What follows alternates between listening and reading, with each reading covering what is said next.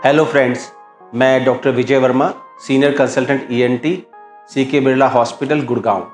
आज हम बात करने वाले हैं बार बार होने वाले गले खराब के बारे में, जिससे कॉमन भाषा में हम सब सोचते हैं टॉन्सिलाइटिस। अब मैं आपको थोड़ा टॉन्सिलाइटिस के बारे में बताऊंगा और टॉन्सिलाइटिस जैसे दिखने वाली और कंडीशंस के बारे में थोड़ा सा बताता हूं, ताकि आप कंफ्यूज ना हो कि आपको टॉन्सिल में इन्फेक्शन है या फिर और दूसरी चीज़ें भी हो सकती हैं। तो जो टॉन्सिल में इन्फेक्शन होती है उसमें ज़्यादातर क्या होता है, बुखार आता है।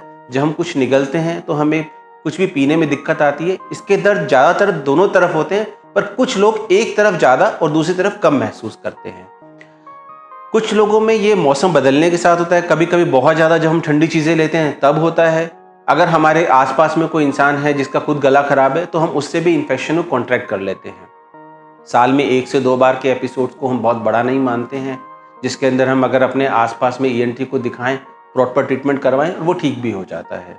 पर उसके जैसे दिखने वाली एक और कंडीशन जिसके अंदर गले में चुभन लगती है, हमारे जो टॉन्सिल्स होते हैं उसमें नॉर्मली छोटे छोटे गड्ढे होते हैं जिसको हम लोग क्रिप्ट्स कहते हैं।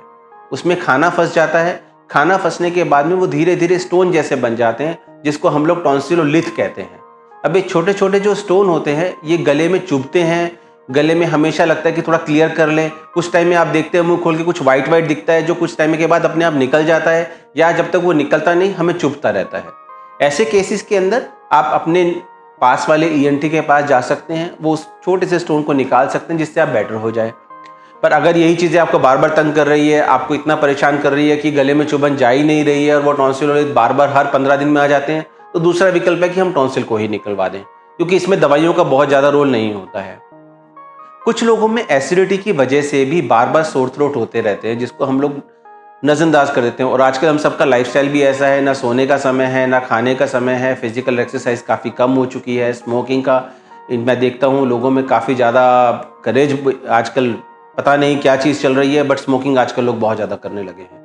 ये सब चीज़ें भी सोर थ्रोट की तरफ लेके जाती है, जिनकी वजह से दिक्कतें आती हैं। कुछ लोगों में साइनोसाइटिस होता है, जिसमें नाक से बलगम गले में गिर रहा होता है और बार बार सोर थ्रोट कर रहा होता है। हम नाक को भूल जाते हैं और सोचते हैं कि हमारे गले में इन्फेक्शन है, ओवर द काउंटर जाते हैं, वहाँ से एंटीबायोटिक लेते हैं, 4-5 दिन ठीक रहते हैं, फिर से हमें दिक्कतें जाती हैं।